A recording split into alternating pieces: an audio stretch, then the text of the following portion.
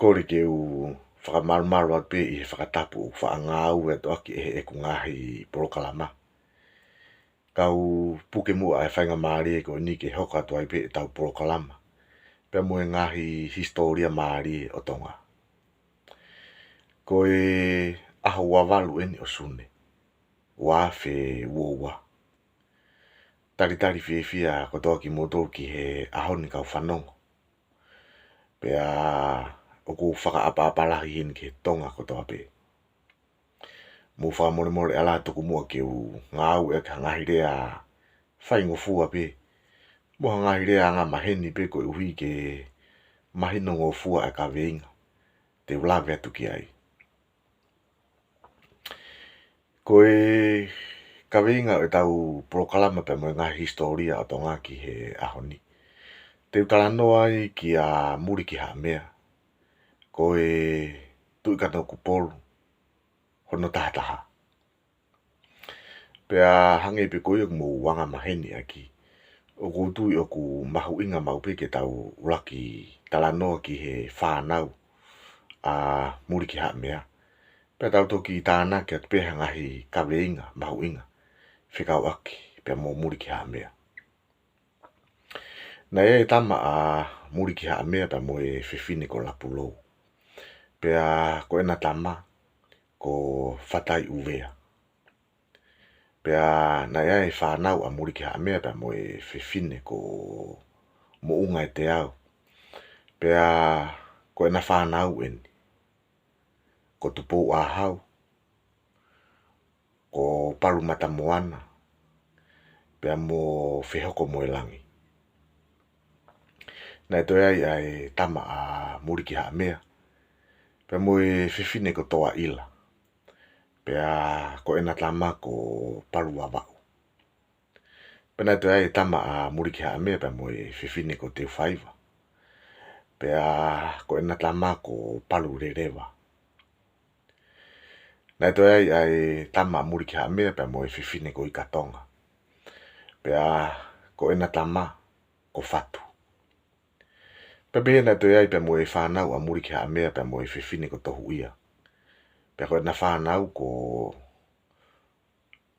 lava mo whaoa. Pea mo vea mo tulalo. Pea na toi ai tama a muri ki ha mea.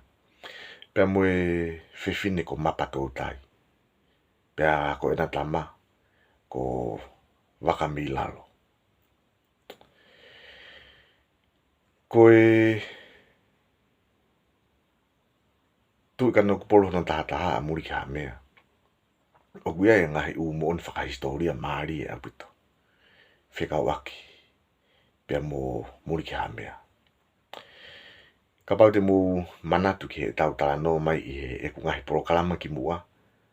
Na aku lawe atuai ki a Maiari waki. Ko e tui kano kupolo no walu ia.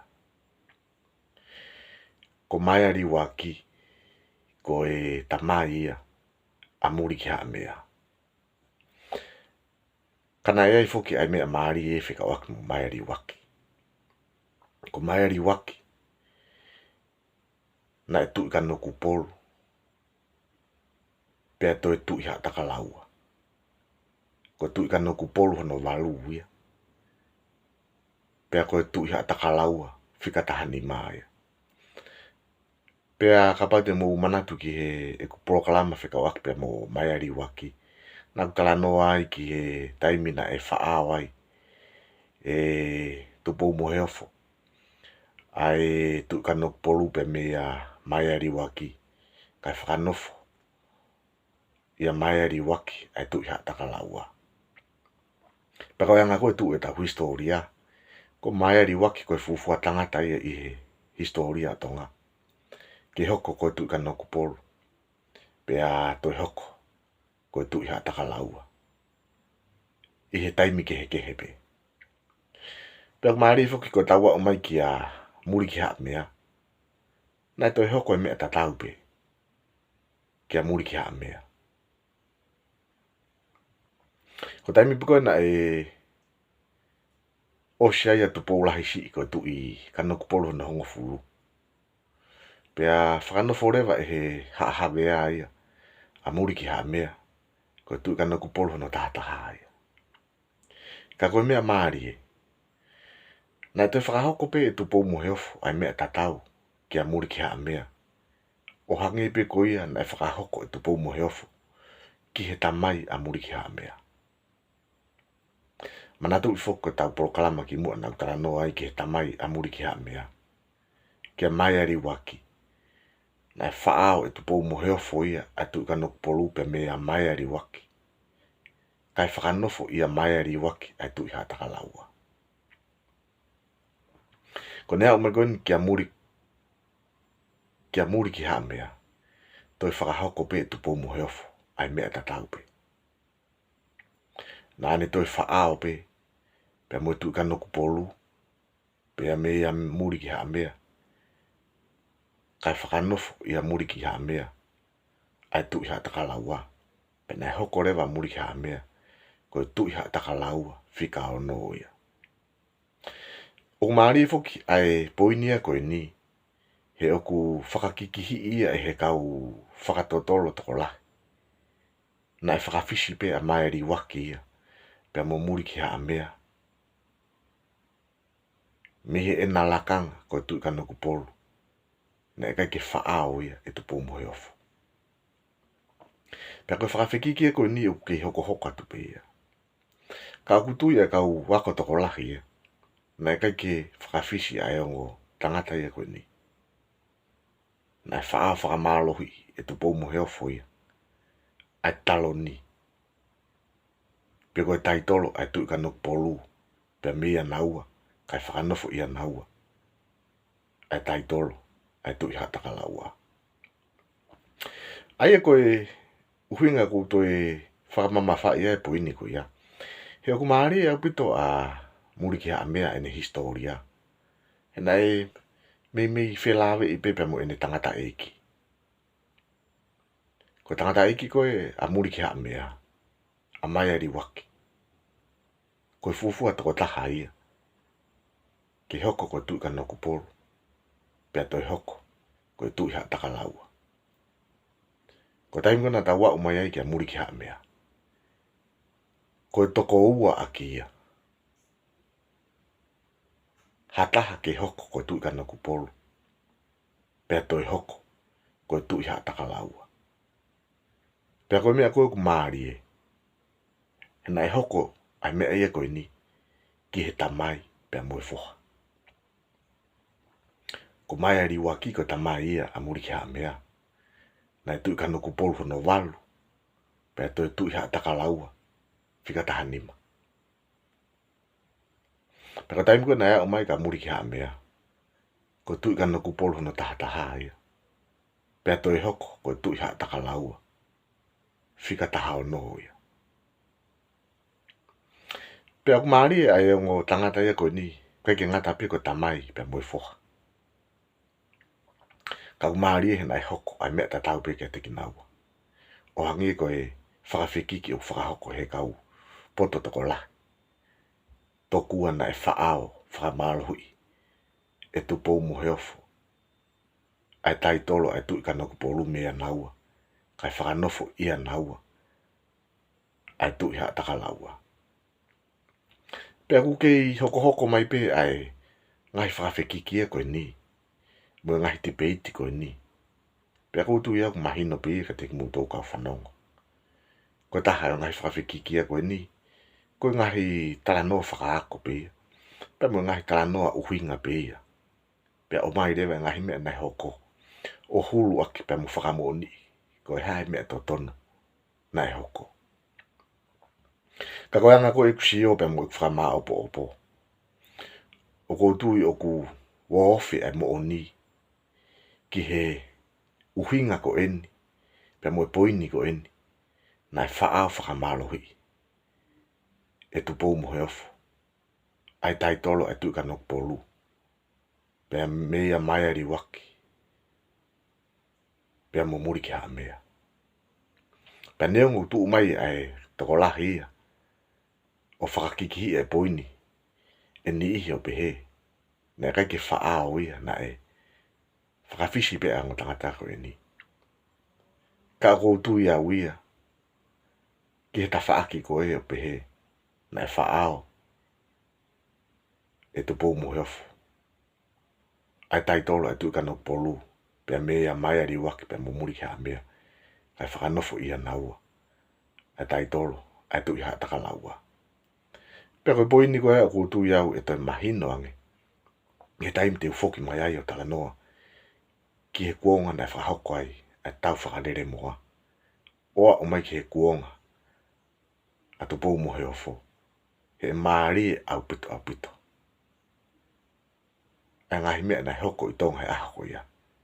Pe tene lava rewa hulu mai. Ai uhinga to tono. Moi mea to tono. Na e hoko. Kake. Na e. Osi pia tupo lahisi ko tu I. Kano polo na hongo fulu. Pe whakanofo rewa e he hahawe ai a muri ki ha mea. Ko tu kano polo. Ono tahataha. Pea kupehe he kau whakatotolo ni, na e kai ke loa ai hoko a muri ki ha mea ia. Ke he lakanga koe ni ko tu kano polo. Na wike si ipe me ene hoko koe tu kano polo. Pea whaao e tupo moe ofo me ai. Ai tu kano polo. Kai whakanofo ki ai, ai lakanga koe ni. Koe tu iha ataka laua. Pea kumari foki. Mo historia koe muri ki ha mea. He koe tu iha ataka laua whakamui mui taha ia. Koe tu iha ataka laua whika taha no ia. Pea koe taipi koe na peki ai. Muri ki ha mea I he wahiwa me taha fitu hiwe hiwa. Na e peki ai pepe moi laine. O iha tu iha ataka laua. Ai o maria historia koe na muri ki ha mea. Kai ke ngata pena tu I kano kupolu. Whika taha taha ia. Pea toi hoko koe tu iha taka laua whika taha no ia. Pea koe tu iha taka laua whakamui mui taha ia. Pea koe ne pekia pe iha ateiho I he ahuahiwa me taha fitu hiwe hiwa. Na pekia whakataha I pe. A muri ki ha mea. Pea moe laine koe ni. O hea tu iha taka laua.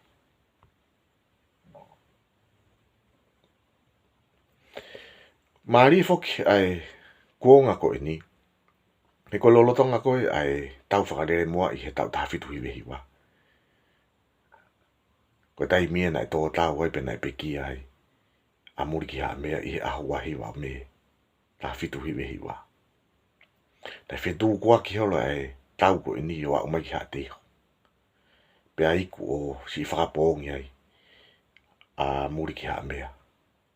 Pe hange pe koe na kulawe ki ai. Pe kia whakataha pe sino muri ki ha mea. Pe kia whakataha I pe. Pe mui laine o hea tu iha taka laua. Koe kuonga koe ni nai whakahoko e tau whakalere moa. Koe kuonga maari e moni. He nai hoko mui ngahi mea maari e aputo I he historia atonga. Pea ko uloto ki utoki hanga whakamaa ala alat mo talano atu ke ngai u mea lalahi. Nai hoko I he kuonga koe ni. Kuonga koe ni nai whakahoko ai tau whakalere moa. He maari e aputo e tau sio ke ngai mea koe ia.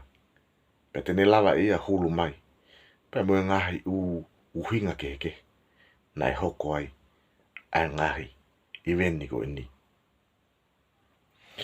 Ka koe bea maari e taha ko whetana ki atu. Ke he kuonga koe ni. Nai pekia muri ki ha mea I he aho wahiwa me taha fitu hiwe hiwa I ha te iho. Kuonga ni nai whakahoko ai tau whakalere moa. Ka ki mua ai I aho ngofulo me tau tatau pe. Tau taha fitu hiwe hiwa. Na iai e kau misinare e toko tolu. Na si whakapongi ki nau tolu. Iho nau api I pea. Pako kau misinare ko ni ko Daniel Powell. Ko Samuel Harper. Pea mo Samuel Colton. Pea ko tu iau mo slawe I pea mo tolu kainga whanongo ai historia maari e ko ni. ko si kau misinare ni na whakapong ki nau tolu. Lolo tonga ai taimi ko ni, ai tau whakalere moa. Na whakapong ki nau tolu e ahongo fulo me ta hafitu hiwe hiwa. Pea whetu kuaki mai tau whakalere moa umai ki hate iho pe whakapong iai. A muri ki haa mea i he aha wahiwa me ta hafitu hiwe hiwa ai pe. Pena ka ki ngata pe kau misinare ko ni ka nai pe mo tangata papalangi. Ko tangata kumi koloa eni i he Oseni. Ko tangata ko ni ko Benjamin Burnham. Na kau muia. I hono whakapongi. I he kuonga ko eni na whakahokai. A tau whakalere moa. Pena e toko lahi au pito mamsi kau papalangi. Na nau tō tau i he kuonga ko eni. Pea koe kawinga ko ia te toki lawe au ki ai ki ngahi kawinga maari o tau whakalere moa. Mo ngahi uhinga na whakahokoi. Ai tau ko ia. He koe re, kawinga maari e ia. Ko poini ko whi whakaosia ki tau ki prokalama. Ko e taimina e peki ai a muri ki haa mea. E aha wahiwa me ta fitu hiwe hiwa. Na e peki ai be.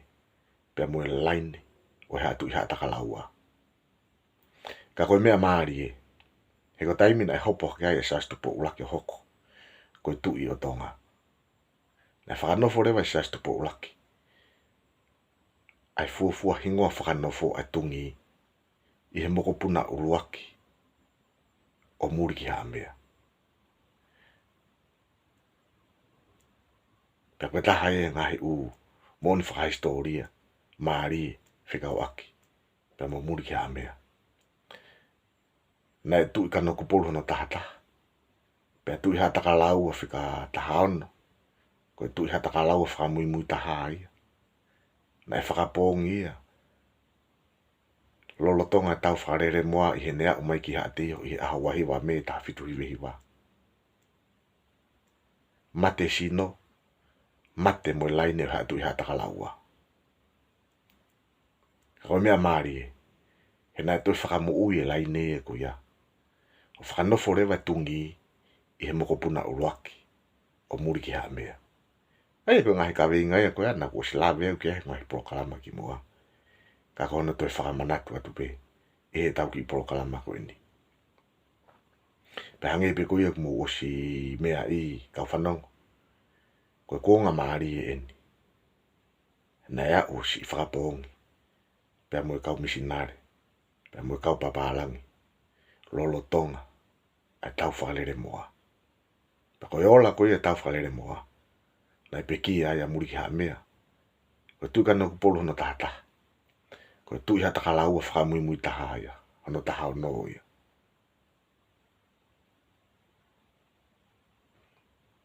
Pea koe si mahino pe foki.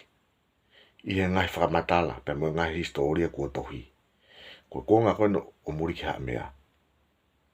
O taimina e tu utai a Kapten Cook i he taha fitu fitu fitu. Nai whitau laki a muri ki haa mea. Pe mo Kapten Cook. Pe ko ngai historia ko ia ku o stohi ko toa ia. Pe hange pe ko kulawe ki ai. Ane nai. Te toku ato whakai kiki. A ngai uhinga. Mo ngai mea te fito na hoko. Lolo tonga tau whakalere moa. Ka ko whakamau at pe poini ko ia. Ia tau ki proklama ko ini. He koe lolo tonga tau whakalere moa. Na whakapongi ai a muri ki haa mea. Ai tu i ka noku polo hona taha taha.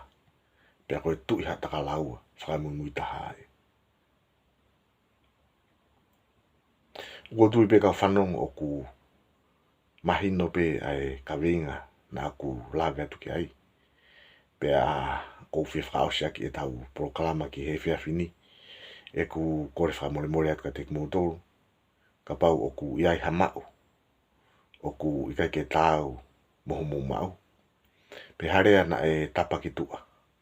Pea kou kore mu whakamore more. Taimi ta tau pe e hoko atu no atu e ngahi historia o tonga pe mihe se nologo ni. Whakawhi i atu ai pe ki mutoro. Ke mu subscribe mai ki e channel. Tau vete mua ai ki he whiawhini. Mu mea tua whaatu.